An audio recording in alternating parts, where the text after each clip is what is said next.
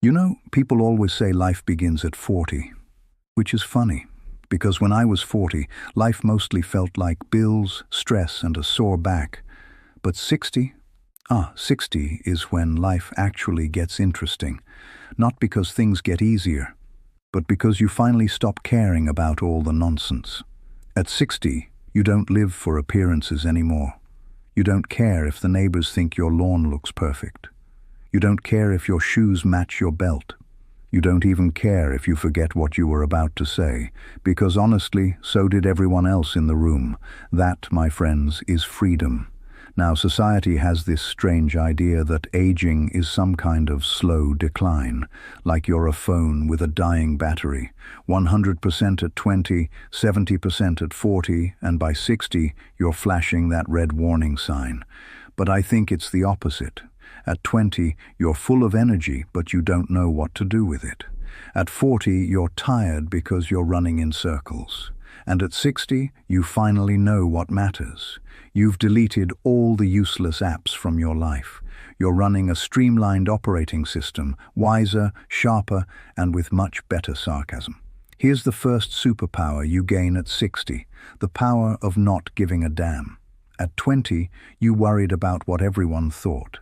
At 30, you tried to impress them. At 40, you realized no one was paying attention anyway. And at 60, you're free. You can wear socks with sandals and call it fashion. You can eat dessert before dinner and call it balance. You can speak your mind, and people will nod and say, "Wow, such wisdom."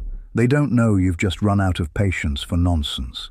Second superpower, time.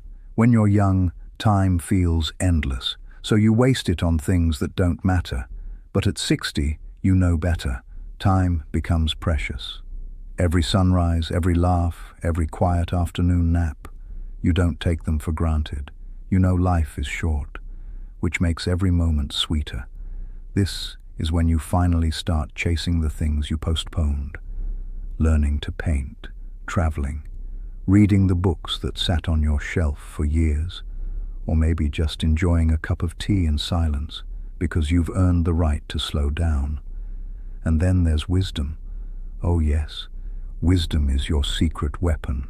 Wisdom is knowing that the best conversations happen over coffee, not on social media. Wisdom is realizing that a smaller circle of true friends beats 500 fake ones online. Wisdom is laughing at your own mistakes. Because if you can't laugh at yourself by 60, you've been doing it wrong. But let's get real for a moment. Yes, the knees make more noise than the floorboards.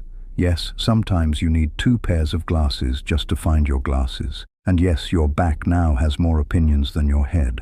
But so what? These are not signs of weakness.